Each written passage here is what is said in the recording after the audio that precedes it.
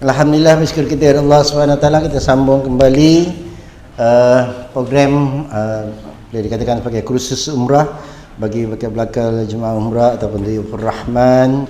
InsyaAllah mudah-mudahan dirahmati Allah SWT.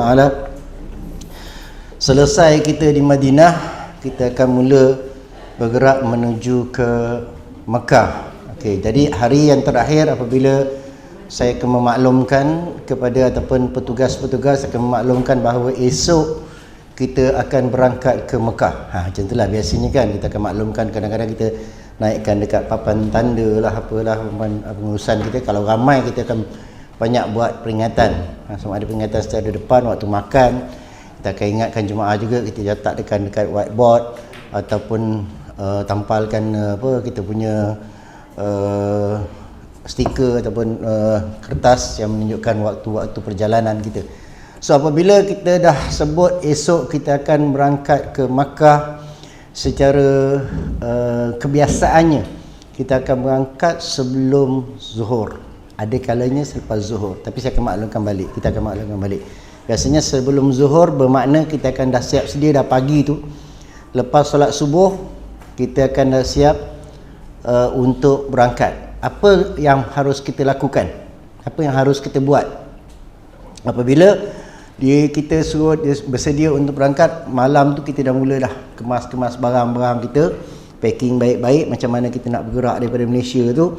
Khaskan satu barang beg pakaian kita, kemudian beg sandang kita tu, beg yang kecil. Ada dua beg kan? Kita ada beg satu lagi yang ni. Kan? Beg besar tu beg untuk bawa barang, untuk barang-barang yang lain, barang belanja ke apa, kita letak dalam satu beg besar. Beg ni kita khususkan kalau lelaki sekadar ihram, kalau perempuan kita ataupun ihram ekstra bagi lelaki, satu kita dah pakai nanti, dan juga barang keperluan yang asas je lah, jangan banyak-banyak barang yang lain. Kalau perempuan mungkin bentuk satu persalinan, takut-takut dalam perjalanan ada pakaian yang terkena najis dan sebagainya. Yang ini kita sentiasa bimbit untuk masuk ke dalam bas. Okey. Kalau beg besar tu kita dah letak satu tempat, habis dah. Kita uruskan semua. Yang ni kita buat, kalau perempuan buat satu persalinan. Lelaki mungkin extra ihram. Kalau saya kita buat satu je, sepasang je, tak pernah nak buat lebih pun. Okey, ni beg ni khusus. Kemudian kita satu lagi beg, ni kalau beg sandang. Jalan ni ada apa? Ni beg office. Ada beg sandang, nanti biasa beg sandang. Beg sandang untuk beg selimpang nama dia. Ada? Okey. Minta maaf ni. Beg siapa yang kena godak ni? Ni bukan untuk apa ni? Slipper. Okey, ni satu beg selimpang kita boleh gunakan untuk isi keperluan, gunting ke apa ke, gunting kecil ke, buku panduan umrah ke apa, boleh masukkan dalam ni kan. Beg duit ke apa semua boleh masuk dalam, tapi berhati-hatilah kalau di mana anda berada. Memanglah tanah haram tu dilarang buat kerja haram, kat mana pun tanah halal pun dilarang buat kerja haram, tapi kadang-kadang terjadi juga pengharamannya. Sebab pengalaman sendiri kan, pasal-pasal kita kena. Okey, ni pulanglah nak buat macam mana. Kadang suka pakai macam ni kan, sunatkan pakai begini untuk lelaki supaya jaga adab, supaya tidak terasa memakai ni untuk makan angin macam ni kan. Dia relax je. Boleh tak boleh, nanti kita tengok lagi segi adabnya sebagai orang yang bawa kerja umrah. Boleh pakai macam ni, lelaki saya galakkan pakai macam ni. Kenapa? Bila kita letak barang dia jadi berat, dia akan membantu mengawal kita punya kain ihram supaya tak mudah terbuka. Bagi perempuan, perempuan biasa digalakkan pakai dalam tudung. Jangan menarik perhatian. Bukan menarik perhatian orang yang memandang, itu satu hal yang lain. Menarik perhatian si perampok. Dan bahaya saya ingatkan, di mana juga anda berada, berhati-hati. Kadang-kadang dia buat baik sangat. Umi dia. Min Malaysia, kuis hantar baik, kau baik, rupanya dalam masa yang sama beg kita ni bila masa dia buka kita pun tak tahu. Kadang-kadang balik, ustaz, satu apa dah tak ada lagi ustaz. Bila dia ambil? Mana saya tahu. Saya bukan kerja mengumpat. Contoh, makna berhati-hati. Okey. Dan ni boleh digunakan untuk pelbagai. Kadang-kadang perempuan suka buat ekstra tudung. Perempuan Melayu kita kan, dia nak pergi semayang pakai telekom. Pas semayang, dia tukar tudung. Pulanglah, tak ada masalah. Kadang-kadang jadikan beg selipar pun boleh. Selipar ni kalau di dalam Masjid Nabawi, teman Masjidil Haram, yang terlebih baik kan, supaya hati kita tu fokus pada ibadah, masukkan dalam beg macam ni, atau buncang yang kita buat sendiri dengan kain ke apa, supaya kita cepat mudah kenal. Belum dah masuk dalam slipper dalam ni, belum, jadi kita boleh bawa, boleh letak masa kita apa, masa kita beribadah, letak tepi ataupun letak kat tempat dia, gerak yang tak jauh daripada kita. Supaya apa, yang kita kalau dah letak dekat luar, ada juga rak kat luar, tapi kadang hati kita berkata-kata, ada tak tu slipper daripada Malaysia tu, sini tak dapat, tak jumpa cari. Bagai-bagai kan. Jadi boleh saja, ataupun buat uncang yang kita buat sendiri. Kalau nak bawa untuk tawaf, ni nak beritahu dulu, nak bawa untuk tawaf boleh tak? Ustaz ni boleh buat tawaf ni sebab boleh sandang, lelaki especially, boleh tak? Macam ni boleh, tak ada masalah. Dalam ni apa? Selipar. Bagus tak bagus? Orang bukan tahu dalam ni selipar pun. Yang pentingnya apa? Selipar tu bersih. Kan? Kadang-kadang sebab apa? Kita kadang masuk tempat lain, keluar tempat lain. Najis selipar memang tak jumpa lah. Saya yakin ustaz, kat sini saya keluar, punya pintu lain. Pintu bagai-bagai banyak, macam nombor ada. Jadi boleh buat macam ni, boleh. Tapi pastikan selipar tu tidak ada najis. Sebab apabila kita sedang melakukan ibadah tawaf terutamanya, dalam kerja umrah, kita kena bebas daripada najis pada pakaian dan pada segala tubuh badan kita. Jangan ada najis. Maknanya kalau tidak, kita punya tawaf tidak sah. Dalam keadaan menanggung najis. Sana ada najis tak? Najis mana-mana pun ada. Kadang-kadang walaupun kita tengok macam kotor lantai tu, tidak ada najis. Tapi kadang-kadang kita tengok bersih, tapi ada najis yang terlekat di selipar. Lebih baik tinggalkanlah. Jadi kita kena ingat, kita letak dekat rak mana, nombor berapa, pintu berapa. Kan? Okey. Kita balik pada persiapan kita untuk menunjukkan umrah. Malam tu kita siap-siap dah packing barang semua. Ini kita khaskan untuk satu persalinan. Kemudian kita bersihkan lagi badan kita, potong apa yang patut daripada bulu-bulu di anggota badan kita. Jangan bulu roma pula. Maksudnya daripada mungkin hidung ke janggut kita bersihkan, biar kasih kemas. Dan begitu juga dengan merapikan segala keperluan pada anggota kita. Best. Okay. Kemudian pagi tu, yang sebaik-baiknya, sebab biasa kita akan jalan selepas daripada waktu duha, dalam tempoh dalam pukul 10, 11 macam tu pagi, sebelum zuhur. Jadi apa yang perlu kita buat pagi tu, lepas sarapan kita dah siap packing apa semua, dah ready untuk check out. Beg yang besar biasa kita dah keluarkan sebab petugas akan uruskan beg yang besar. Beg yang bawa kita akan urus sendiri kan, sebab itu ni beg yang kita sentiasa kita pegang. Okey, malam tu kita dah bersihkan. Kemudian pagi tu kita kesempatan lagi untuk mandi sunat ihram. Mandi sunat ihram. Ustaz, kalau tak sempat mandi boleh tak? Boleh, sebab dia nama pun sunat. Sunat ihram. Mandi sunat ihram, mandilah. Kan, kalau mandi apa, mandi sunat ni mandi biasa je, keadaan ni mandi biasa, jaga adab-adab mandi dan sebagainya. Tapi kalau mandi wajib dia lain sikit. Kan? Okey. Kemudian kita dah mula, lelaki dah mula dengan pakaian ihram. Apa dia? 2 helai kain. Standby, siap-siap. Saya galakkan terutama bagi orang yang pertama kali, siap-siap pakai kain ihram di funduk, di bilik. Jangan dah sampai kat Masjid Bir Ali baru nak pakai. Kan masa tu orang ramai pakai terlepas kain ihram pada muka. Pakai siap-siap daripada rumah lagi, daripada pondok lagi. Siapa nak jadi model pakai kain ihram? Badan yang slim, yang macam saya, susah nak ikat macam tong. Tak ada? Ya Haj, tafadhal. Aku suruh Ismail jadi model kan. Ni kain ihram. Ni pernah ikat ihram? Pernah? Cuba ikat. Dia ada berbagai cara untuk mengikatkan ihram. Okey. Bagi lelaki saja, perempuan jangan cari kain ni pula. Nak pakai tak ada masalah. Mesti okey. Okey, tengok yang belum. Okey, boleh pakai keadaan begitu. Okay, itu yang cara ikat yang pertama. Pertama bawah. Tak ya, simple macam tu. Okey, lepas tu ikat dengan terbingan. Ikat. Tapi ni pinggang saya. Okey, dia boleh pakai ikat saya macam tu, baik. Pertama, ikatkan tepi, tarik ke depan, dan lipatkan dalam ke dalam supaya dia lebih kemas. Okey. Yang kedua, kalau nak letak luar pun boleh. Pertama, tutup. Okey, kenapa? Ni ke depan kena jaga. Sebab dekat dalam dah tak ada apa-apa. Berhati-hati. So gini keadaan dia. Atau sebagai cara yang lebih kemas lagi, ikatkan sebelah dalam, terus tutup ke dalam. Okey. Kita gulung. Supaya apa? Supaya kita kemas macam ni, supaya bila kita bergerak tidak terbuka aurat. Dia tidak akan terbuka.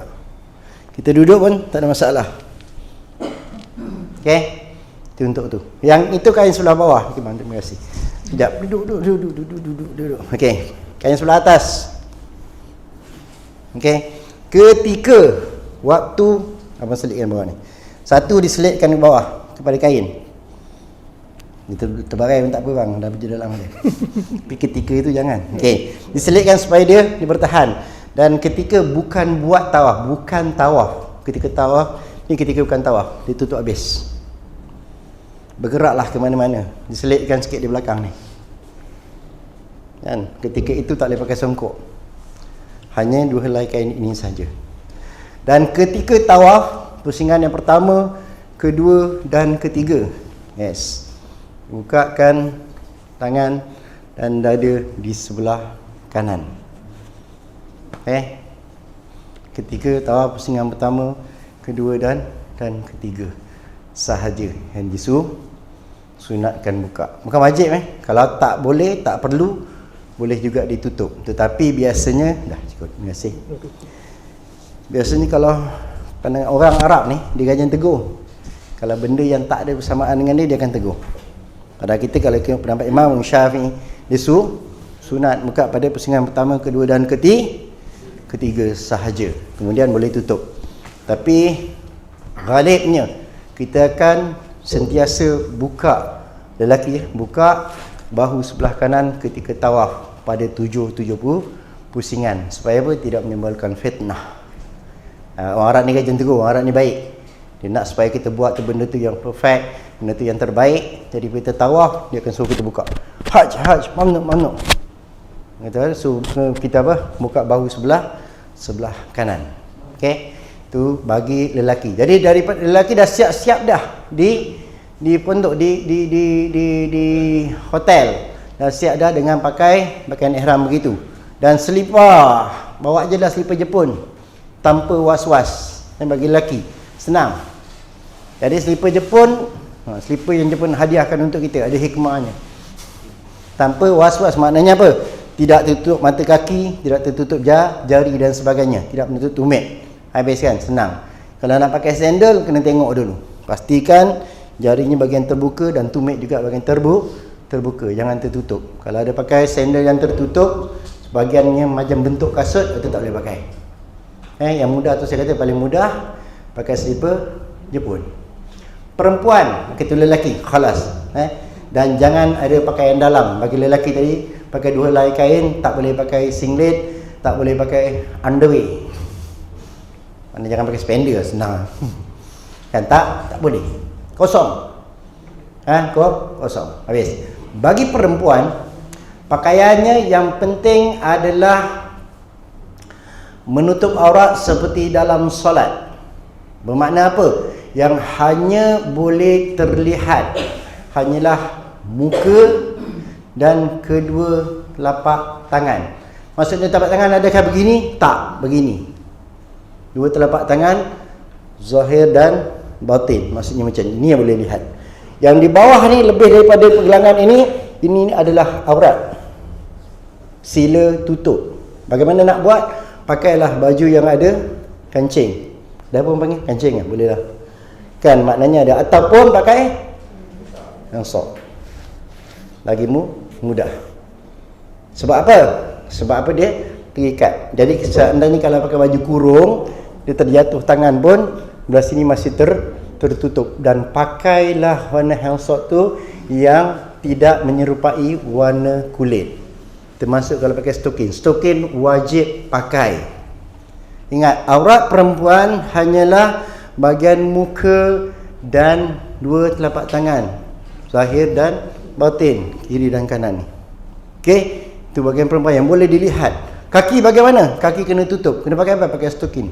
Pakai agak labu, pakai stokin. Nak pakai seluar pun boleh, bagi seluar yang besar. Seluar yang longgar. Kan? Dan bajunya melebihi daripada paras lutut. Kalau nak pakai seluar sekalipun. Kan? Okey. Maknanya kalau nak pakai stokin, nak pakai stokin yang mana yang bukan warna kulit. Ada yang pakai stokin sampai kita tak tahu.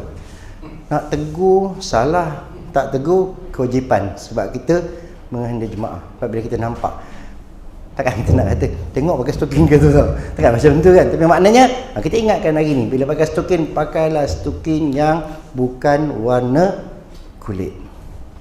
Bila warna kulit apa? Dia akan menimbulkan fitnah. Fitnah ni maksudnya dengan orang tengok, dengan keadaan cara kita, orang nak tegur dan sebagainya. Kalau kita sebagai orang bertanggungjawab, kita kena wajib tegur perkara-perkara tersebut. Bahagian muka, di manakah yang dikatakan bahagian muka? Bahagian yang wajib terkena anggota wuduk daripada anak rambut. Kan?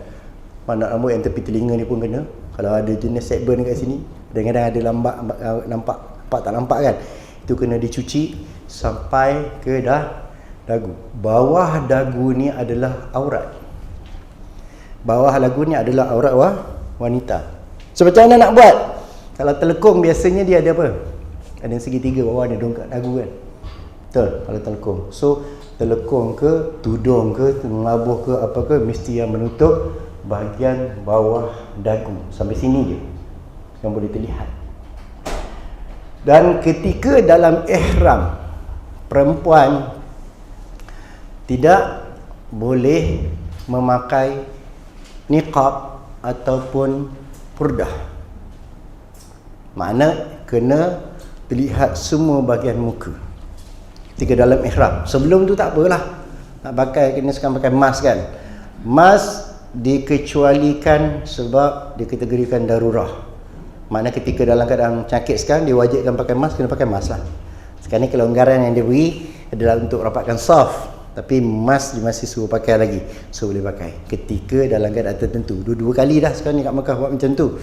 Pertama, saya ingat dalam 2016, 15, 16, 17 macam tu. Masa tu muka berabuk sangat. So kami yang pergi memang kebanyakannya lah, adatnya kalau pergi memang kena batuk lah, kena apa sebab abuk tersebut. So kita boleh memakai mask seketika tawaf. Sekarang ni masih dalam dibolehkan lagi sebab dalam keadaan daruri penyakit dan sebagainya. So boleh pakai. Tapi bukan purdah ataupun niqab. Kan ustaz, saya pernah tengok ni kan orang dah biasa pergi dah tengok kan. Ustaz, saya tengok orang luar pakai je.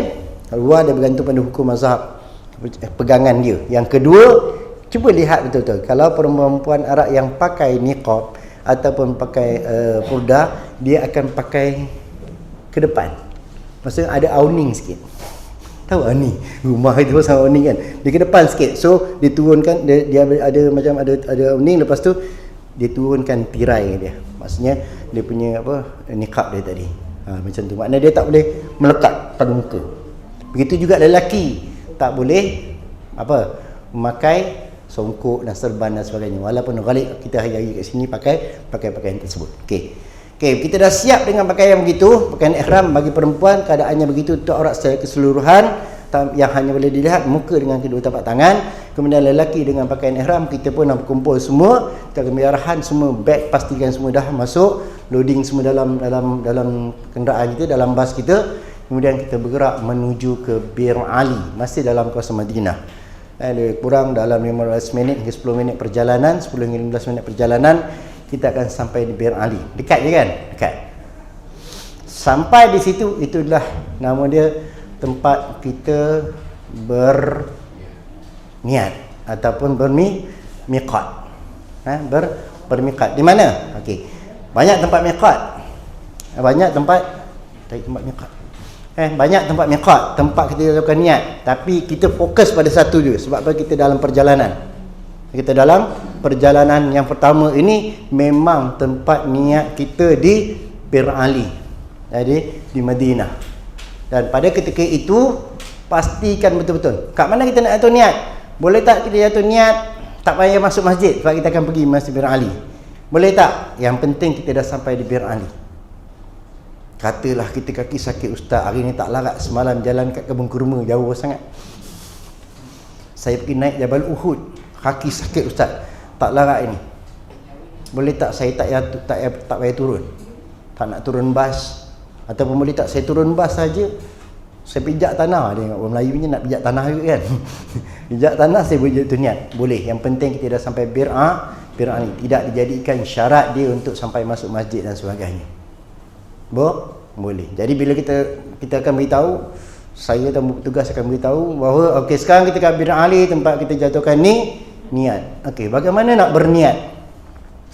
Ni dah boleh masuk dah sampai ibadat. Macam mana nak berniat? Ustaz kata tadi tak ada baca. Betul, tak perlu nak baca. Walaupun niat dia ada bacaan dia, ada dan sebagainya, tapi niat fi qalbi, kasdun syai'un mu'tadina bil fi'li. Kita kasatkan sesuatu perbuatan, tentukan keadaan dengan perbuatan bil fi'li. Kemudian akhir sekali lillahi ta'ala. Itu ni niat.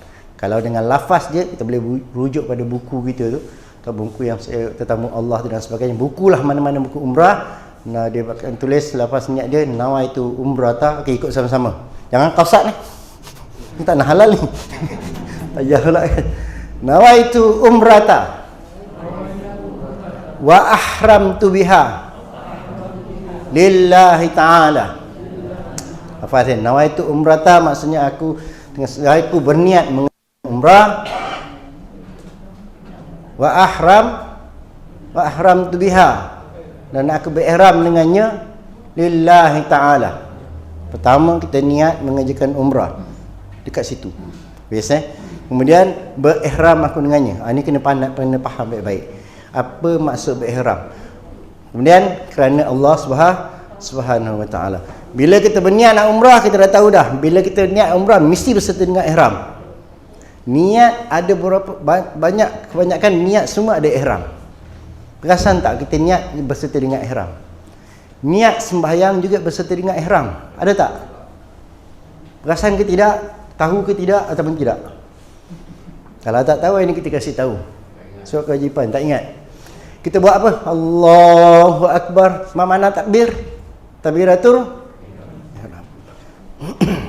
Kita bila kita sebut takbiratul ihram, kita membayangkan apa?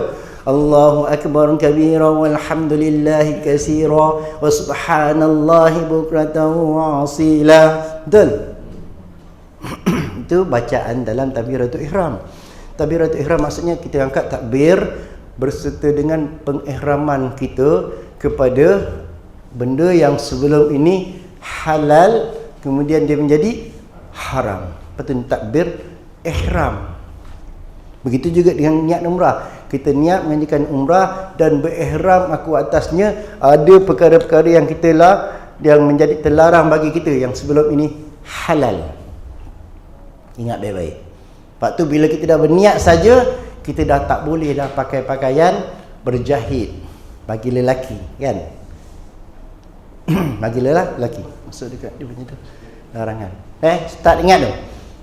Sebelum ni dalam WhatsApp bagi grup yang nak terbang, saya dah masuk dah bab tu. Tapi sampai bab niat terhenti. Sibuk sangat tak sempat nak sambung. Dari bab niat, lepas tu kita masuk di antaranya kita masuk pada bab apa?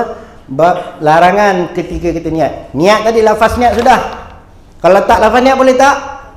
Boleh. Sebab tu saya kata dia tidak ada rukun qauli. Jadi kita baca dekat hati kita, kita lafazkan ataupun dekat hati kita kasatkan.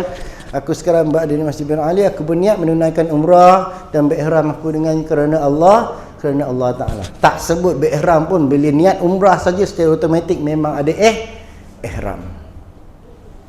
Kasat umrah saja makna ada ihram di dalamnya, kan? Apabila kita berniat dengan niat umrah. Okey, itu tadi lafaz je. Kemudian kaedah kat mana kita nak berniat, mana letak kasatkan dengan hati. Bila kita mula saja berniat tadi, makna kita dah ada pantang larang dia. Apa pantang larang dalam ihram? Ada yang mengatakan 10, ada yang mengatakan 12, ada yang mengatakan 13. Pertama sekali di antaranya adalah dilarang orang yang berihram, lelaki, memakai pakaian yang berjahit. Memakai pakaian yang berjahit bagi lelaki. Tak boleh pakai penjahit. Mana apa? Kain ihram tadi jahit tak? Tak. Habis tu macam mana? Apa ni? Orang panggil apa? Benang ni boleh terhenti. Seandainya kalau berjahit, ingat, berjahit maksudnya jangan bercantum.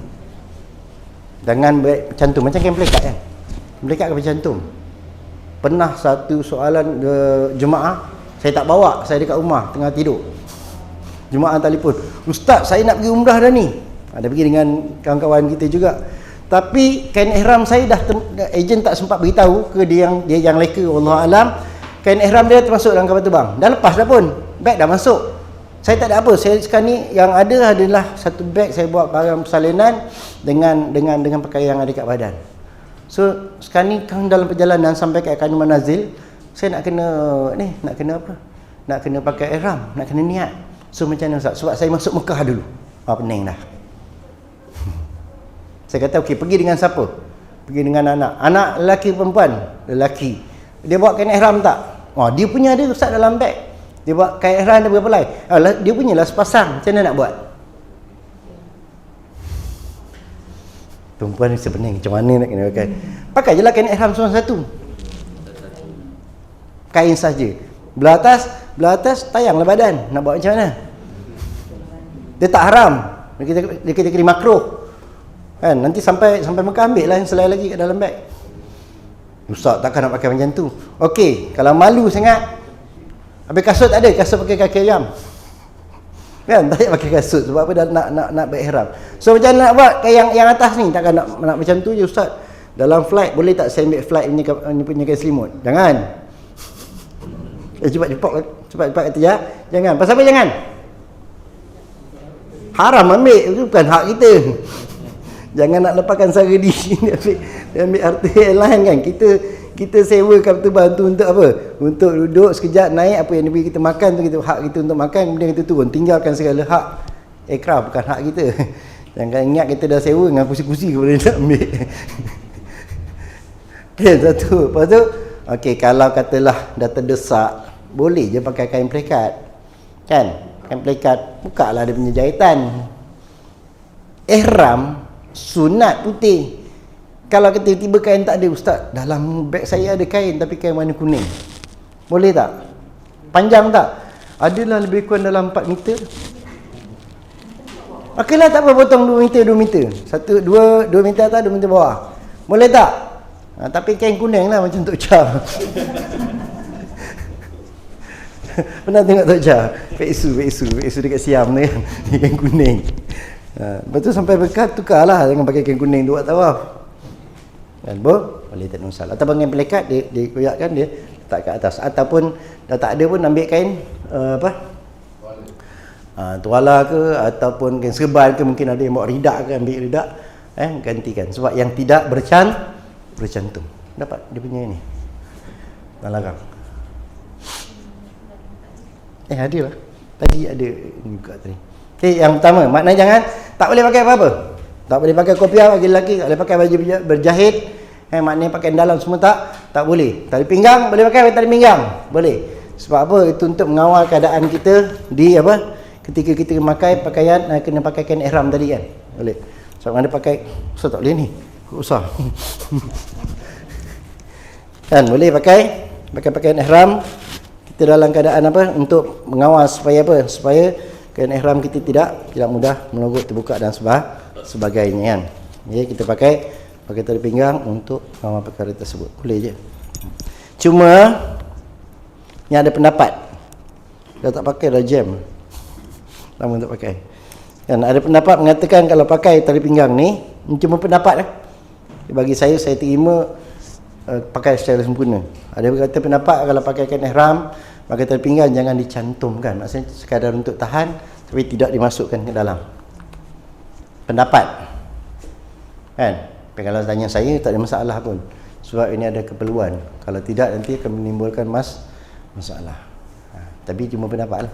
Tapi yang terbaiknya kalau tak nak cantum pun boleh. Kan? Okay, ihram sebagai contoh. Sekejap selingan. Pakai kain ihram.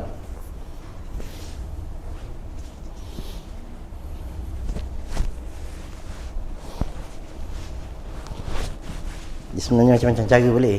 Yang penting kita jatuh. Okey, kita pakai tali pinggang. Kan? Kata tadi ada ustaz saya ngajar dulu, dia kata. Dia kata dia tak kasih cantum. Tak kasih matikan. Boleh lah. Tak apa.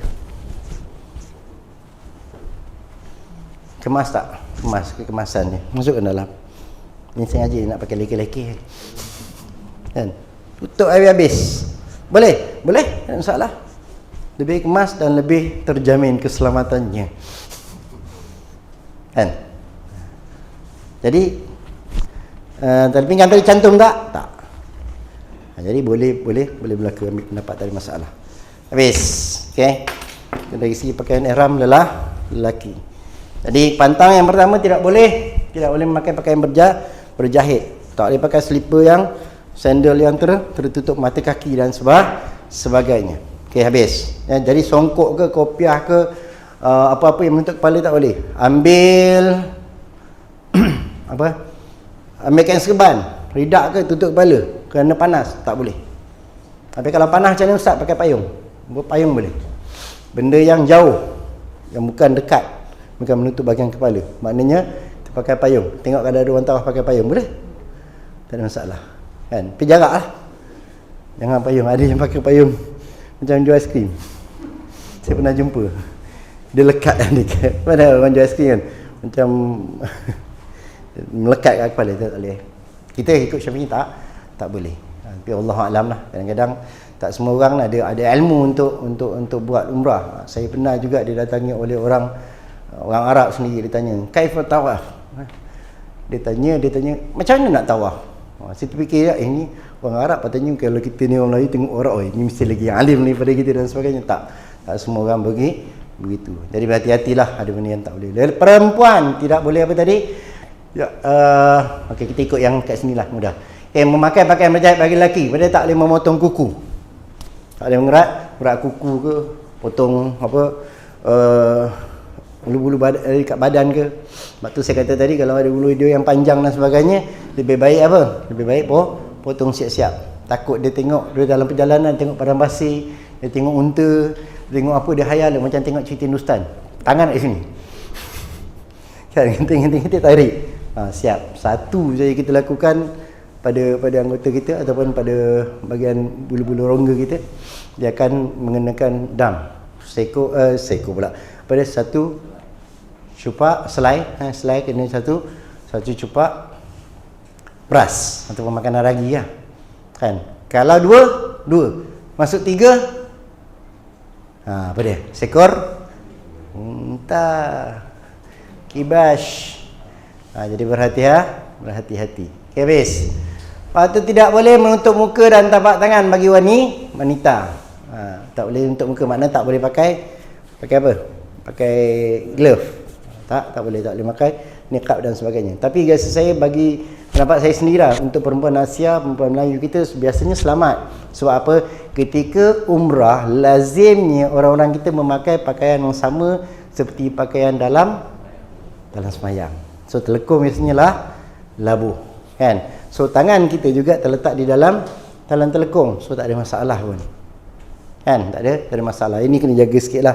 Mana bahagian rambut kadang-kadang boleh terkeluar dan sebagainya. Terutama yang pakai mata, yang kadang bila ditarik tak perasan rambutnya ikut. Dia kena berhati-hati. Kan? Untuk masa tawaf pun tak risau sangat. Kalau berjalan dengan suami ke, kan? Jangan suami isteri yang berjalan untuk tawaf, kadang-kadang orang cakap, mana boleh tawaf dengan isteri, takut nanti batal. Sebab Syafi'i ikut Imam Syafi'i kata sentuh perempuan walaupun isteri dalam keadaan ihram batal wudu. Kena tawaf, kena ada wudu. Wajib ada wudu. Kalau tak ada wudu, mana tak sah, kita menyata tawaf, kena ulangi wudu balik dan sebagainya. Jadi kena ulangi wudu. Contoh. Jadi macam mana nak buat? Tak boleh pakai. Tak, jangan risau. Sebab apa? Kita dah dalam keadaan kita dalam telekung. So tak ada, tak terlanggar pun tak apa pun. Kan, stokin kita dah pakai, kaki kita tak akan menyentuh. Kan, kalau tersentuh pun maknanya masih berlapik. Yang tangan pun sama. Kecuali inilah bahagian muka. Yang lelaki pun jalan jangan ganas sangat. Gini sampai terlanggar muka kawan tu. Maknanya jaga sangat. Okey. Kemudian tidak boleh tutup kepala dan kaki bagi lelaki. Ini kita dah sentuh tadi. Tidak boleh merosakkan. Ini yang 10 Nah, tidak boleh merosakkan alam semula jadi. Maknanya apa? Dekat kawasan tanah haram, dalam perjalanan kita daripada Mekah Madinah ke, jangan kita rosakkan. Maksudnya kita ada ambil lah daun-daun ke, bunga-bunga ke. Maksudnya orang perempuan dia tengok bunga di seronok kan, dia pergi petik sana. Bunga ni tak ada kat Malaysia ni. Jangan ketika kita dalam ihram. Bagi lelaki baik perempuan. Dilarang setubuh ketika ihram. Wah, ini lagi besar ganjaran ni. Suami isteri kan. Suami isteri dia pergi dengan suami isteri, kena kali ni pula dalam keadaan SOP kena duduk bilik berdua, memang tak asing kan, bayar mahal sikit lah kan. Tapi bila sampai kat sana masa dalam ihram ni, tapi ihram umrah insyaAllah sekejap je kan. Tapi kalau ihram haji tu panjang masa dia, tu bahaya duduk sebilik walaupun suami isteri. Dalam keadaan ihram kadang-kadang masa tu lah keinginan minta maaf kan. Jadi bila bersama suami isteri, ketika itu dia kena dam yang besar. Apa dia? Seekor unta. Berapa? 3,000. Mana tidak boleh ketika itu. Padahal ini yang dikatakan ihram. Padahal perkara itu adalah halal. Tapi apabila kita dah masuk berniat dia untuk umrah, perkara itu menjadi haram. Itu maksudnya ihram. Perkara yang sebelum ini halal menjadi haram. Dilarang memakai wangi-wangian. Ini selalu jadi masalah. Dilarang memakai wangi-wangian. Maksudnya apa? Kita boleh pakai minyak wangi tak? Nak pakai minyak wangi, sunat pakai minyak wangi selepas kita dah mandi ihram apa semua, sunat pakai minyak wangi. Lepasnya bila niat je haram. Tapi nasihat saya pribadi. Nasihat saya pribadi sebagai saya pembimbing bagi jemaah umrah, jangan pakai minyak wangi ketika itu. Walaupun sebelum niat ihram. Nasihat pribadi saya Ni bukan saya ambil daripada mana. Sebab apa? Ingat, bila minyak wangi, dia akan beri kesan pada pakaian tak? Beri kesan pada kain ihram tak? Pasti akan terkena. Walaupun dia sebenarnya pada badan kita, tapi selagi kain ihram, pakaian itu melekat pada badan kita, tak ada masalah. Tapi kan kita kadang pergi toilet, pergi tandas, sampai kat hotel, ustaz kata okey, naik bilik 1 jam lagi tu baru turun balik. Sebab kita baru masuk Masjidil Haram untuk buat umrah. Betul. Jadi kita masuk bilik, buang air dulu lah. Kan, tukar baju lain lah. Tukar baju lain tak apalah, selamat. Tapi kalau dia masuk bilik air, dia gantung baju sekejap. Baju ni tadi dah kena minyak wangi yang kita pakai. Pakai kali kedua tu yang menjadikan masalah. Pakai kali kedua, pakai pakaian yang yang terkena dengan minyak wangi. Jadi nasihat, jangan pakai. Nak pakai pun pakai pada badan yang perlu. Contohnya, apa orang panggil odoronol. Buat ketiak. Kan? Yang tak pakai kan dia punya haruman dahsyat sikit. Mana alat kadar yang perlu. Boleh tak pakai minyak gambut? Boleh. Kan nak rambut kemas boleh pakai, tapi sebelum. Tapi apabila dah masuk dalam ihram, dalam niat ihram, tidak boleh pakai lagi. Mana tak boleh pakai wangian. Sebab itulah di antara sebabnya tidak boleh menyentuh Kaabah, Baitullah ketika kita tawaf. Sebab apa? Kaabah, Baitullah itu sendiri, kelambu Kaabah itu sendiri, Hajarul Aswad itu sendiri, Hijr Ismail itu sendiri, kebanyakannya sudah disapukan dengan minyak wangi. So bila kita sentuh, minyak wangi itu terlekat kepada kita, dan kita geri kita memakai minyak wangi, makan wangi-wangian, maka perkara itu dilarang. Dah hilang jannah. Dan dah makna tak boleh, ingat kan, berhati-hati. Jadi nasihatnya tak boleh pakai. Sebab apa? Katalah kita lelaki pakai minyak wangi, pakai kat badan kan, Apabila kita dah pakai, kita pakaikan ihram. Benda itu melekat tak pada kain ihram? Melekat. Kita nak pergi, ustaz, boleh tak saya tanggalkan kain ihram? Saya nak pergi toilet sekejap. Boleh, tak ada masalah. Dia tidak menjadi haram. Sebab apa? Kita takut nanti kita sampai kat toilet, jatuh ke, kena najis dan sebagainya, tinggalkan dekat bas. Kalau kita dalam perjalanan 5 jam, memang lama kan, kita kadang-kadang berhenti. So lepas tu kita ambil balik pakai. Bila kita cium, ada minyak wangi. So macam mana? Kalau kita pakai, bermakna kita dah merosakkan ihram kita. Berhati-hati ketika makan minyak wangi. Okay, wanita dilarang memakai niqab, penutup wajah dah. Tadi memburu binatang buruan. Buruan dah darat. Ini mana tahu sampai sana kat Malaysia dia gajian memburu dan sebagainya. Nampak bagus dia binatang. Ini hebat ni.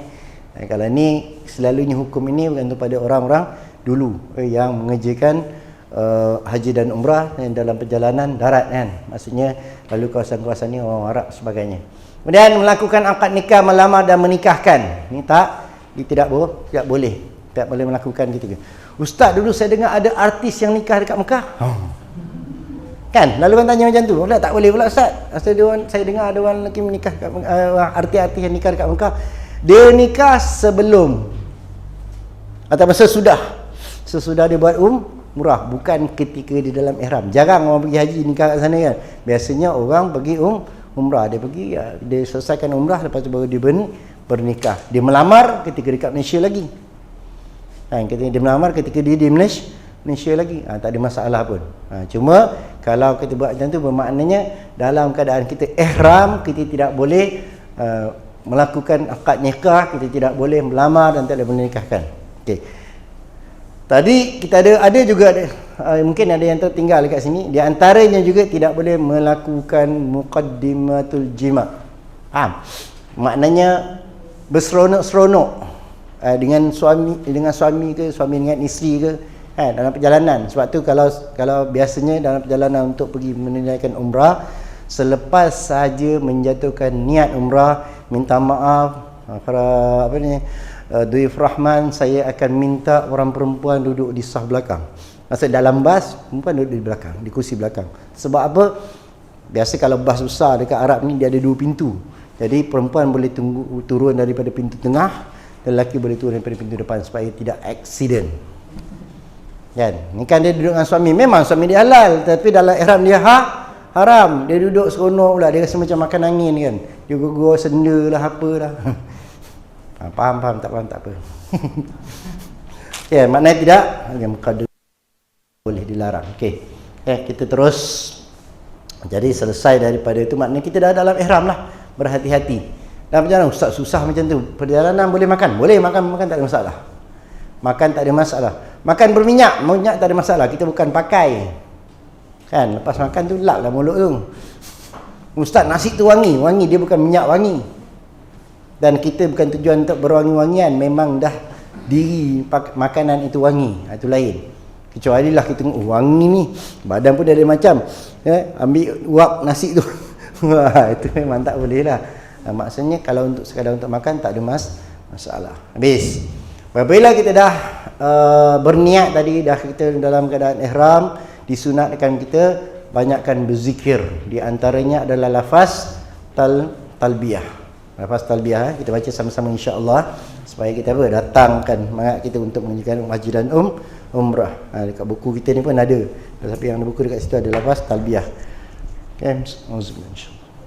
Labbaik Allahumma labbaik. Labbaik la syarika lak labbaik. Innal hamda wan ni'mata lak wal mulk la syarika lak. Labbaik Allahumma labbaik. Labbaik la syarika lak labbaik. Innal hamda wan ni'mata lak wal mulk la syarika lak. Labbaik Allahumma labbaik. لبيك لا شريك لك لبيك إن الحمد والنعمة لك والملك لا شريك لك لبيك اللهم لبيك لبيك لا شريك لك لبيك إن الحمد والنعمة لك والملك لا شريك لك. Nah, itulah lafaz talbiyah. Itu biasanya keadaan begitu yang dibaca oleh orang-orang mengerjakan haji dan umrah ataupun orang Arab. Orang Arab dia baca tegas sikit. Kalau kita baca lembut lagi. Betul. Labbaik Allahumma labbaik labbaik la syarika lak labbaik innal hamda wan ni'mata lak wal mulk la syarika lak. Boleh tak? Boleh, tak ada masalah. Perjalanan 5 jam daripada Madinah ke Mekah. Buatlah nak buat lagu apa pun. Kalau buat lagu lembut ni makin cepat sampai ke alam mimpi. Tengok dah lelap. Mutawif kat depan susu orang baca. Tengok asal senyap. Rupanya dah lena.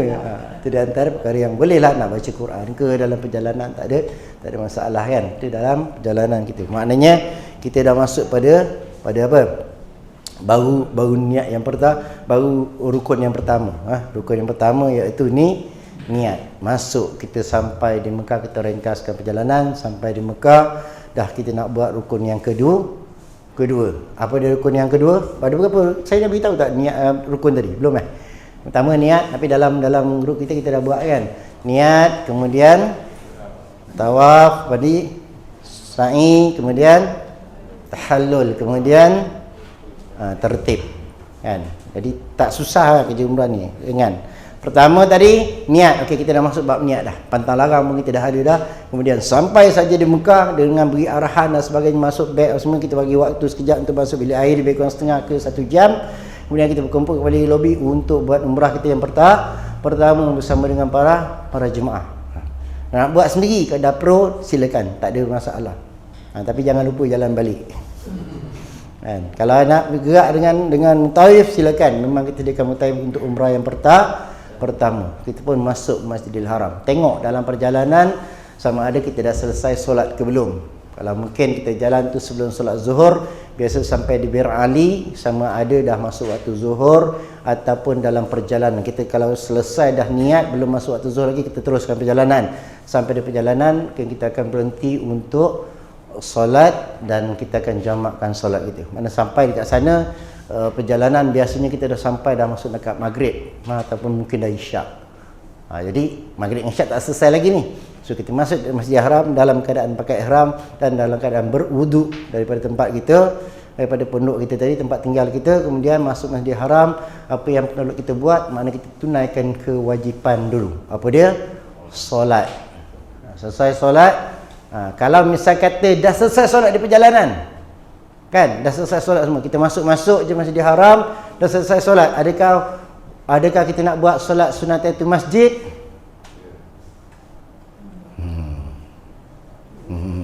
Persoalan saja je nak kena kan. Nak kenakan supaya ingat. Kalau tak kena tak ingat.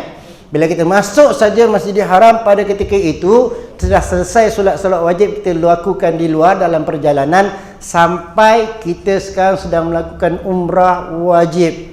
Jadi umrah kita tu apa dia yang wajib pertama? Kita wajib tawaf. So kita terus pergi menuju ke Kaabah untuk melakukan tawaf. Dah tak ada sunat tahiyatul masjid lagi dah. Dan jangan cipta-cipta satu sunat-sunat yang lain. Ada juga yang masuk-masuk, ustaz sekejap ustaz, saya nak buat sunat. Sunat apa? Sunat Kaabah. Siapa suruh? Ada, sungguh. Sebab dia kata kena ada ilmu. Sampai-sampai sunat Kaabah. Ada ke? Kita pula jadi tukang sunat. Ada ke? Tidak wujud. Kecuali tidak nak tahiyatul masjid kalau perlu. Tapi oleh kerana kita nak melakukan adalah ibadah, iaitu tawaf, so kita terus menuju ke tawaf. Okey, tawaf. Yang pertama maksud ni rukun yang kedua. Apa maksud tawaf? Mengelilingi Kaabah. Sebab tu tawaf tidak ada di tempat lain kecuali di Kaabah. Kan? Bermula tempat tawaf. Okey, tadi kita dah niat umrah. Adakah kita perlu niat tawaf lagi? Disunatkan juga kita untuk niat tawaf. Allahumma inni, ini sekadar ringkasnya.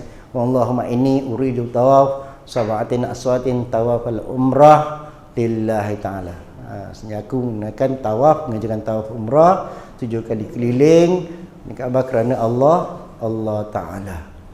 Okey, boleh ambilkan Kaabah yang saya bawa daripada sana.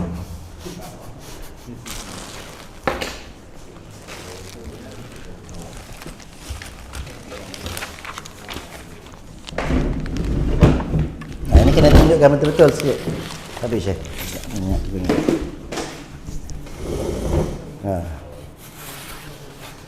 Penat tu buat ni. Boleh nampak okey lah kan.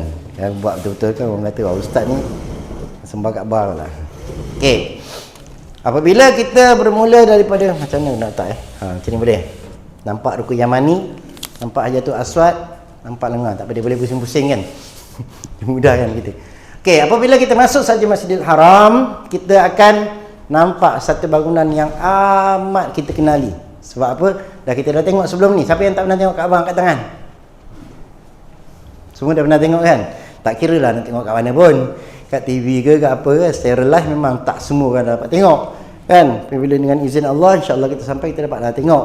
So inilah replika Kaabah. Jangan komen dekat Kaabah. Kedudukan apa yang perlu ada kat sini yang kita patut tahu pada Kaabah itu sendiri. Kemudian kawasan Hajarul Aswad, dia Multazam, pintu Kaabah ini dikenali sebagai makam Ibrahim. Kemudian di hadapannya lengkungan ini kita kenali sebagai Hijr Ismail. Kemudian setiap penjuru ni ada nama dia. Penjuru Hajarul Aswad, penjuru apa ni? Syami ke Iraqi? Sahah? Anda lupa ni. Kemudian ni penjuru Syami ni penjuru Yamani. Ataupun orang panggil rukun Hajarul Aswad, rukun Syami, rukun Iraqi, rukun Yamani. Ini kena rukun Yaman kerana dia mengarah ke arah negeri Yaman. Ini kepada negeri Syam, ini kepada negeri Iraq. So dinamakan sebagai Iraqi. Yang ini sebab bertepatan dengan Hajarul Aswad. Kat mana kita nak mulakan? Okey, kita masuk tadi sama ada kita nak mengulangi niat ke tidak, itu tak penting. So apabila niat umrah, makna dah termaktub 5 perkara tadi. Tawaf, sa'i dah ada dah. Tak baca niat ulang niat tawaf pun tak mengapa. Maknanya tak baca Allahumma ni uridu tawaf pun tak mengapa. Masuk saja. Kalau kita masuk daripada Babul Aziz, bab yang pertama, pintu yang pertama, kita akan nampak ni rukun Yamani kat sebelah sini. Yamani saya tertutup. Biasanya rukun Yamani bawah ni ada juga batu yang terbuka. Kan? Dia potong sikit, ada batu yang terbuka. Jangan pergi kucuk tu, tak sunat kucuk pun. Walaupun dah lepas ke dalam tawaf ke, tak tahu dalam tawaf, jangan pergi kucuk sebab itu rukun Yamani, tak perlu nak pergi ke terus menuju ke Hajarul Aswad. Ini tempat kita nak akan menuju. Okey, menuju daripada sinilah permulaan. Kalau dulu saja nak cerita kan. Sebab sini ada garisan. Ini ada garisan hitam bawah. Sekarang dah tak ada dah. Sebab apa? Atas garisan ni pun orang sujud juga. Pening manusia ni. Benda yang tak suka buat jangan buat. Kan? Kat sini ada garisan. Okey, bagaimana kita nak pastikan kita dah sampai? Inilah garisan permulaan untuk tawaf. Bagaimana kita nak pastikan kita betul-betul berada di kawasan permulaan tawaf? Kena bertepatan dengan bahu kanan kita yang terbuka tadi. Bagi lelaki ada lampu hijau. Itulah bertepatan, dan bahu kiri kita bertepatan dengan Hajarul Aswad. Okey, tawaf tadi kita katakan apa? Musim mengelilingi Kaabah. Berapa banyak? 7 kali keliling. 7 kali keliling, betul? Okey, baik. Kita mula daripada garisan ini ataupun bertepatan bahu kiri kita dengan Hajarul Aswad. Kita mulakan dengan apa?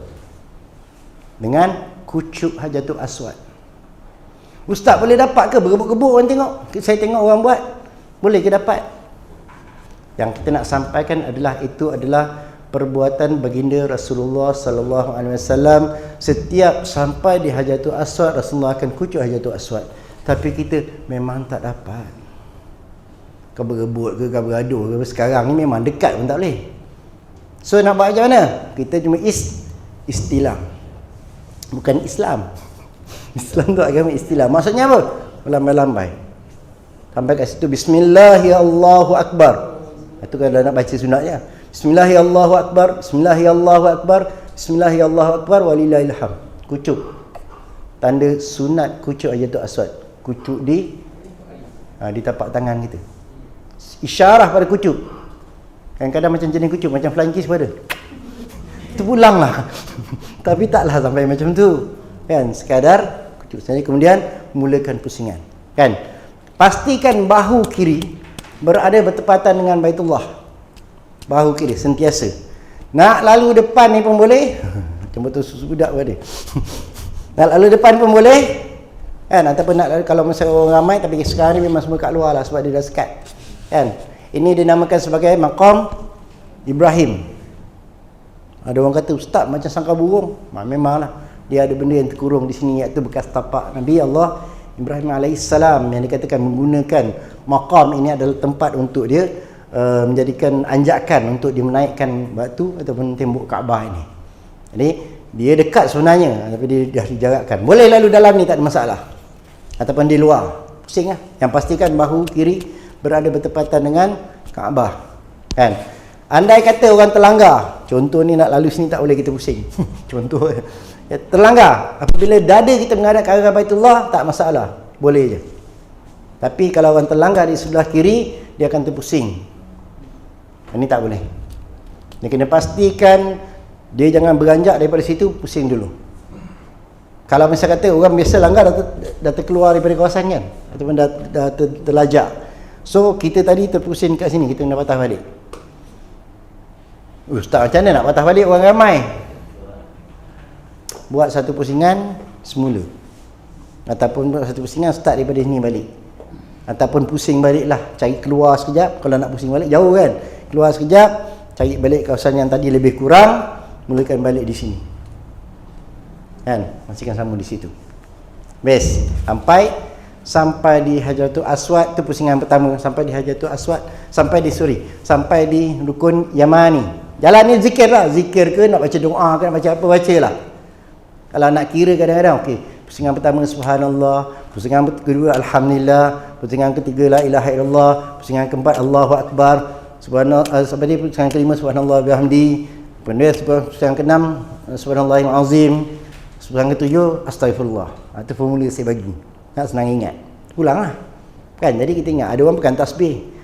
Satu pusingan, satu tarik, kena langgar, tasbih jatuh dah tak tahu. Jadi menggunakan zikir kita tadi sebagai tanda, okay, selesai. Ataupun boleh je tengok pada doa kalau mungkin yang dah lancar kan. Tengok doa yang pertama apa. Kadang-kadang tak baca pun, tengok je, oh ni doa yang pertama. Ikutlah pusingan pertama selesai. Baca tak boleh, sebab apa? Takut kita tak boleh konsentrate pada ibadah, pada tawaf. Okey, selesai. Sampai di rukun yang ni, lepas ni jangan pegang ni, semua jangan pegang. Baik ini, baik Kaabah, kalau misalkan ada kesempatan, ataupun bukan rukun apa dia? Hijr Ismail. Hijr Ismail pun jangan sentuh. 3 tawaf, jalan je. Kalau boleh dekat pun jalan saja. Ya, jalan saja. Jangan sentuh. Ada orang kata, ustaz, saya dapat masuk ustaz. Saya masa buat umrah, masa buat tawaf, saya shortcut, saya lalu dekat Hijr Ismail. Saya kata, ya ke? Kalau dulu ya, dulu memang tak ada pintu. Sekarang dah ada pintu, memang tak boleh masuk. Dia kata, ustaz, saya lalu dekat Hijr Ismail. Sah ke tawaf saya? Saya kata, ya ke Hijr Ismail? Yang mana satu Hijr Ismail? Tu yang dekat Kaabah tu. Memanglah sini dekat Kaabah. Tapi saya masuk, setiap kali pusingan saya masuk Hijr Ismail. Saya fikir kalau nak masuk Hijr Ismail biasanya susah, berebut-rebut orang nak masuk dalam ni, penuh orang. Sini pun ada polis jaga, sini pun ada jaga, sini polis jaga tidur, sini polis jaga betul, dia tak kasi masuk, dia kasi masuk sini, sinilah jalan masuk, sini jalan keluar. Saya kata setiap kali tawaf dia masuk, muskil. Orang Arab kata muskilah kabir. Kan nak buat? Betul, saya tanya, betul ke Hijr Ismail? Betul ustaz. Yang macam mana bentuk dia? Yang macam sangka burung, itu bukan Hijr Ismail. Itu makam Ibrahim. Dia orang tak ramai dia dapat lalu di sini, betul juga. Tapi bukan, kan.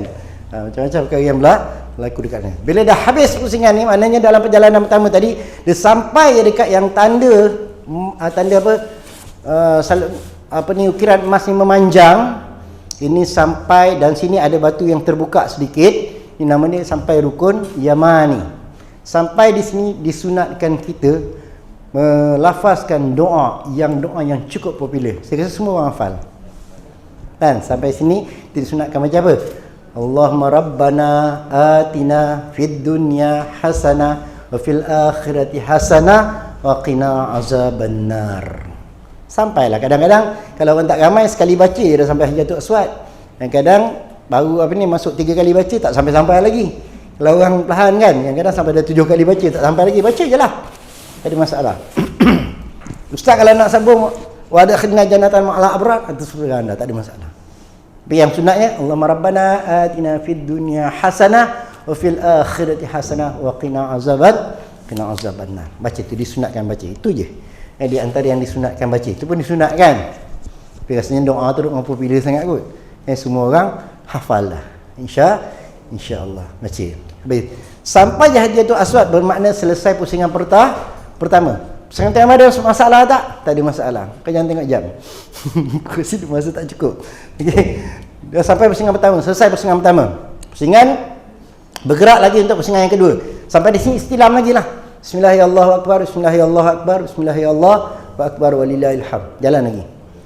Sampai ke sini, katakan. Sebab dalam keadaan kita nak tawaf ni, kita kena ada wuduk, wajib berwuduk. Sampai sini batal, terkentut. Bahasa halusnya keluar angin. Kan, apa nak buat? Confirm ni, tak boleh elak lagi. Okey, kita keluar. Kalau tak mampu keluar, ikut dia pelan-pelan sampai tempat yang kita boleh keluar. Kan, tapi kita ingat kita batal dekat sini. Yang kita batal dekat dengan Pancumah ataupun dekat makam dekat Hijr East Ismail. Okay, kita keluar sekejap, ambil uduk. Beruduklah kat mana? Kat paip Zam-Zam ke? Dekat tempat minum air Zam-Zam ke? Yang bagusnya dinasihatkan untuk para jemaah semua bawalah air spray. Pak uduk tu kan? Uduk spray tu. Kan? Apa orang panggil? Spray uduk tu. Ada sekarang dia jual dekat botol biru tu. Kecil je. Gunakan yang tu. Mudah. Sebab apa? Ustaz, perempuan susah. Tak, mudah juga sebenarnya. Bagi perempuan muslimat pun mudah. Sebab apa? Kita pakai pakaian yang besar, kan? Lepas tu kita pakai telekung.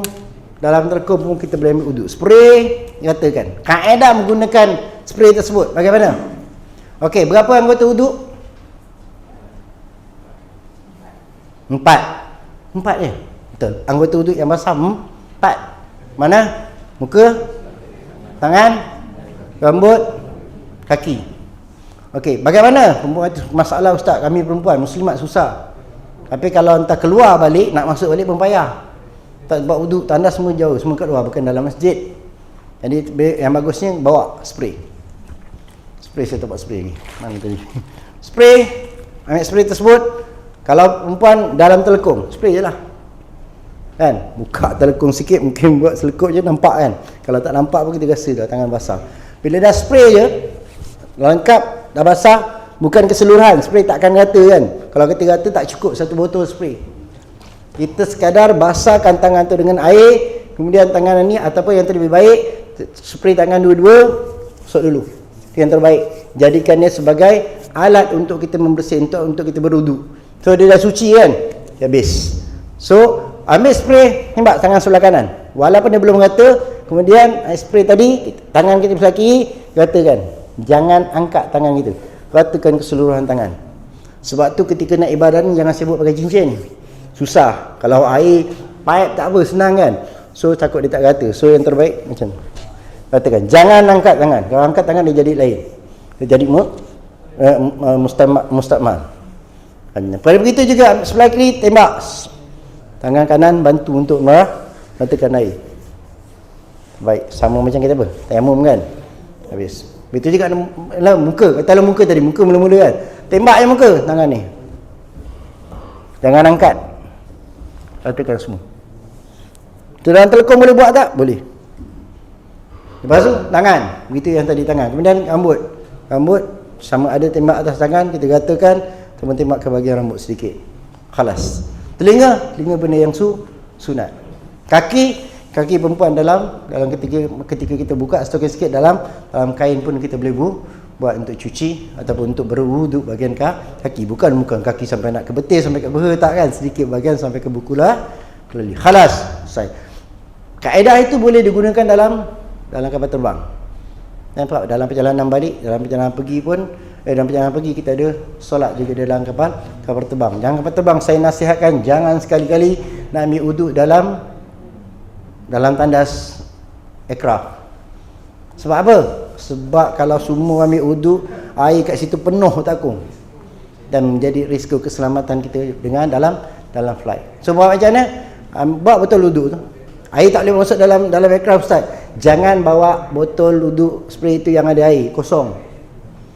Jadi bila free sekejap, masa kita nak pergi toilet tu, bawa, ambil air dalam tu, tuangkan dalam siap-siap. Bila tak nak wuduk, nak pakai, baru tembak. Jangan tembak sampai basah-basah sangat. Sekadar perlu untuk meratakan air pada anggota wuduk sahaja. Selamat tak semayang dekat kursi? Walaupun dekat kalau Saudi Airline dia ada satu tempat yang boleh kita gunakan tempat wuduk, tempat semayang. Tapi kalau tu boleh masuk paling pun 5 orang. Kalau semua nak tumpuk kat situ, waktu solat pun habis. Dan bergebuk-gebuk semua nak pergi kat situ. Accident lagi, dah ambil wuduk, batal lagi. Jadi pemudahkan untuk di situ. Okey. Jadi keluar untuk jadi apabila kita dah keluar tadi, kita datang balik tempat yang mana kita batal, kita sambung. Kalau tak ingat, Ustaz, hari saya tak ingat batal kat sini ke batal kat sini. Jangan pening-pening, start balik. Start mana? Start pusingan yang batal tadi, yang kedua lah. Terus habis begitulah pusingan seterusnya sampai di rukun yang mani, Rabbana atina fid dunya hasanah fil akhirati hasanatan wa qina azabannar. Andai kata dah habis dan itu, katalah ni kita buat umrah sunat, umrah kita sendiri, tidak ada bermutawif.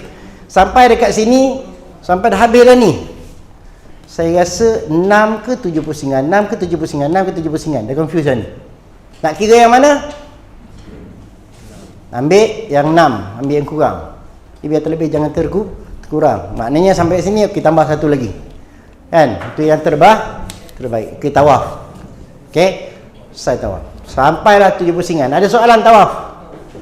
Tak persilakan. Ada tawaf. Baik. Hati-hati. Ada persoalan tawaf? Atau nanti soalan dalam grup lah. Yang penting waktu tawaf kena ada wuduk. Okey. Kemudian selesai daripada tawaf, habis saja 7 pusingan, kita disunatkan. Ini perkara sunat Kalau sunat yang biasa sunat yang dituntut dia ini solat sunat tawaf. Solat sunat tawaf, sunat kita solat berdekatan ataupun berhadapan dengan multazam. Mana bahagian multazam? Di antara pintu Kaabah dengan Hajarul Aswad. Jadi kawasan sini di antara kawasan multazam. Boleh kita solat di situ. Memang tak dapat solat kat sini pun. Tak ramai kan. So kita akan solat di tempat khas yang dihaskan untuk solat sunat tawaf 2 rakaat. Selesai daripada solat sunat tawaf, kita akan bergerak menuju ke Mas'ah. Itu tempat sa'i. Kan tempat sa'i. Sa'i di mana? Daripada Safa dan Marwah. Katakanlah dalam perjalanan menuju ke tempat sa'i, tiba-tiba angin keluar. Kan? So nak ambil, nak spray dah habis. Contohlah. Kan nak pergi tempat wuduk jauh, nak kena keluar kat Marwah sana. So nak buat macam mana? Teruskan je. Tak ada masalah. Sebab apa? Masa sa'i sunat saja wuduk. Tak ada wuduk pun tak ada masalah. Tak ada wuduk pun tak boleh. Sah sa'i dia. Okey, apa kaedah sa'i? Kaedah sa'i dia mudah. Dia naik sampai ke Jabal, ke mana? Ke Jabal lah. Allahumma salli alaihi wasallam. Safa, ke Bukit Safa, ke Jabal Safa. Jabal Safa, kemudian daripada Safa ke Marwah. Berapa lama perjalanan? Perjalanan lebih kurang dalam masa tempoh 5 minit sampai. Tengok pada keadaan kita sendirilah. Kita naik daripada tawaf tadi, kita naik ke Bukit Safa. Sunat kita menghadap, bermula dari Bukit Safa, ingat bermula daripada Bukit Safa, kita menghadap ke arah Baitullah kalau nampak, ataupun anggaran ke mana kawasan Baitullah, dan kita beristilam lagi. Bismillahirrahmanirrahim wa akbar. Bismillahirrahmanirrahim. Bismillahirrahmanirrahim walillahilham. Dan kita mulakan perjalanan daripada Bukit Safa. Safa menuju ke Marwah. Satu perjalanan. Kemudian sama juga sampai Bukit Marwah, kita beristilam lagi, kemudian kita jalan daripada Bukit Marwah sampai ke Bukit Safa. 2. Lepas tu daripada Marwah, daripada Bukit Safa bergerak lagi ke Bukit Marwah. Mana 3? Tadi 4, 5, 6, 7. Maknanya yang ke-7 pasti jatuh pada Bukit Marwah. Kalau dia kata, Ustaz saya dah 7 tapi Bukit Safa, confirm tak 7. Ataupun dia dah buat 14. Macam mana 14? Daripada Bukit Safa sampai Bukit Marwah dia patah balik. 1, 2, 3. Padahal ni dah berapa lagi kan? Dah 7 dah. Ada yang berlaku begitu kan? Dan sampai di Bukit Marwah, maknanya dah selesai rukun yang ketiga. Mudah kan? Mudah je umrah. Habis dah rukun yang ketiga. Sampai di Bukit Marwah, apa yang perlu dibuat? Masuk rukun yang keempat. Ada pertanyaan tentang tawaf sa'i? Tak ada apa? Dia kena ada juga perkara sunat yang dituntut, yang diamalkan ataupun yang dibuat oleh para yang menciptakan yang terciptanya syariat, iaitu syariat daripada Nabi Allah Ibrahim, iaitu syariat sa'i adalah daripada Sayyidatina Hajar. Makna ketika mana? Ketika dia mencari-cari sumber air untuk anaknya Ismail. Dia berlari anak daripada Bukit Safa ke Bukit Marwah. Kalau ada orang yang lalu di sekitarnya, dan dalam perjalanan itu mencari-cari, dia berlari-lari anak. Dan ni kita ambil sunnahnya daripada mana? Daripada lampu hijau di tengah-tengah di antara Safa dan Marwah.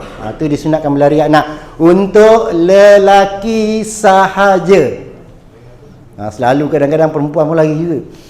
Pening kita tengok kan. Nak buat macam mana, nak larang tak boleh kan. Untuk lari saja daripada bukit, daripada di tengah-tengah di antara lampu hijau ke lampu hijau. Kalau misalnya kata lelaki pergi dengan suami isteri ke apa, lelaki nak ambil sunat, larilah, bukan lari anak, bukan lari macam laju-laju sangat, sekadar berlari. Perempuan pun boleh ikut sambil berjalan. Habis.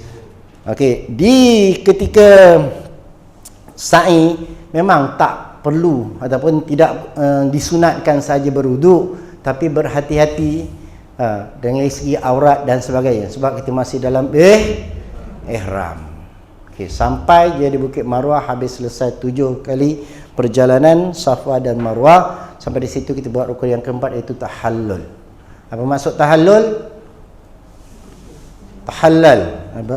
Tahallul maksudnya menghalalkan kembali perkara yang diharamkan. Dengan kaedah apa? Dengan kaedah memotong sebahagian daripada anggota rambut. Kalau lelaki sunatkan paling tidak pun 3 helai ataupun 3 bahagian rambut, ke depan sikit, tepi sikit, belakang sikit pun boleh. Kalau perempuan dia tidak pun 3 helai rambut. Dia bagaimana nak buat? Perempuan, untuk lelaki tak ada masalah. Memang masa tu ketika itu dia tak pakai kopiah, dia tak pakai apa? Dia tak pakai serban dan sebagainya. Jadi boleh saja dia menggunting rambut dia sendiri, ataupun apa? Ataupun dia minta orang lain tolong guntingkan pun boleh. Tapi syarat kaedah ni nak suruh orang yang menggunting itu, orang tu bukan dalam ihram. Jangan orang lain tengah sibuk buat sa'i, kita panggil dia. Sekejap, tolong gunting dulu, sambunglah balik nak sa'i. Jangan. Orang yang dah selesai itu baru kita boleh. Ataupun kita berjalan dengan sahabat-sahabat kita, dengan grup kita, okay, semua dah confirm dah selesai, kita minta salah seorang bantuan. Mungkin mutawif ke ataupun siapa, dia tahlul diri dia sendiri dulu, lepas tu boleh tahlul orang lain. Kan? Kalau perempuan, ni hati-hati. Ini berhati-hati sebab banyak sangat berlaku kekeliruan di sini, dan benda yang tak sepatutnya berlaku. Bila perempuan tahallul, apa yang dia kena buat? Sama juga, gunting sebahagian daripada rambut. Tapi jangan terlampau excited sangat. Apa Melayu kata excited? Teruja. Orang putih tu, orang Melayu tu. Teruja sangat kerana dah selesai sa'i tadi. Dia terus apa? Terus buka telekung dia, tarik rambut dekat luar, gunting. Selalu macam tu kadang-kadang. Banyak saya tengok. Orang kita lah. Orang lain saya tak cakap. Nak cakap pun tak kerti. Kan? So kita nak buat macam mana? Nak tegur perempuan dalam keadaan macam tu kan. Kadang-kadang kita bagus lelaki dah habis dengan grup kita, dengan jemaah kita pun angkat tangan dan berdoa. Doa selepas tahallul. Bagus dia datang depan kita. Kira masa tu memang bercampur kan, lagi perempuan kan untuk sa'i. Dia datang depan kita, apa dia buat? Dia selak telekung. Suruh kawan ni tahallul. Biasa kena mendak. Kaedah tu, benda perkara-perkara tu berlaku. Tolong berhati-hati dan berjaga-jaga. Pergilah. Kalau tak, dia sunat dilakukan di Marwah. Sunat saja dilakukan di situ, boleh saja dilakukan di bilik. Balik bilik buatlah. Tapi hati-hati juga, kena balik bilik takut dah terlupa. Balik tengok ustaz makanan dah ada, jom makan dulu. Dia dah makan dulu, dah lupa dah. Yang patut disunatkan buat di Marwah. Selesai je terus buat kan, jadi halal. Dah selesai dah. Jadi pergilah cari one corner dengan grup-grup perempuan kan. Bagi buat tempat pelindung sikit, jadi tak nampak. Ini depan kita nak baca doa dia kan. Masya Allah kan. Berhati-hati bagi perempuan. Lepas tu dah selesai. Selesai tak 4? Niat, tawaf, sa'i, tahallul. Makna yang kelima sekali tertib. Buat ikut urutan. Tawaf dulu, lepas tu baru sa'i. Jangan masuk-masuk ustaz, panas, kita sa'i dulu jom. Sa'i dalam bangunan masjid kan. So ada kipas, ada apa, dia seronok lah. Tak, dia kena buat tawaf terlebih dahulu.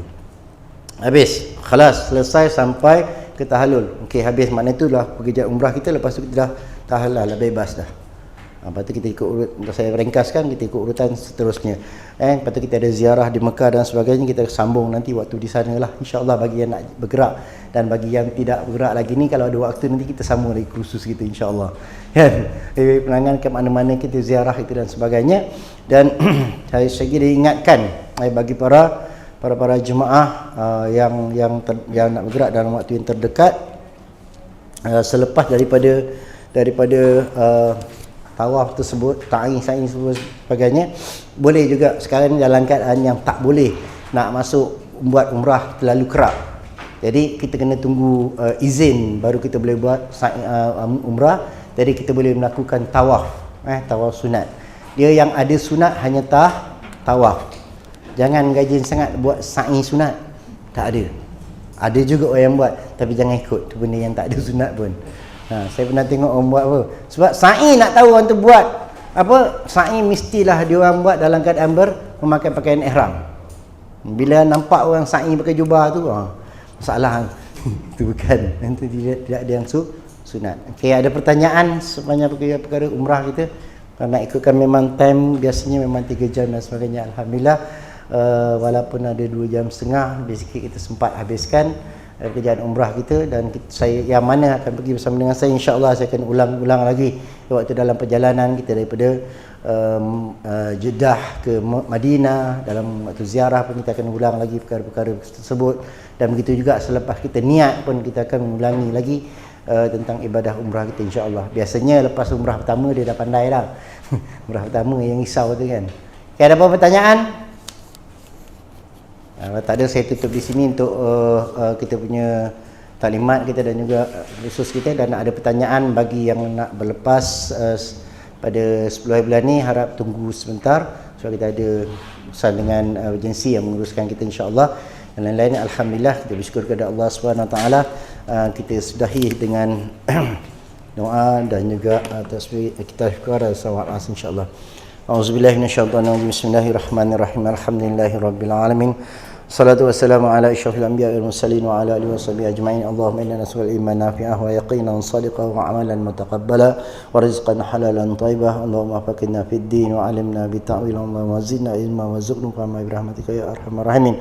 Allahumma umratan mabrurah wa sa'yan mashkura wa 'alamun taqabbala bi rahmatika ya arhamar rahimin. Rabbana taqabbal minna du'ana wa hajatana innaka antas samiul 'alim wa tub 'alaina maulana innaka at-tawwabur rahim.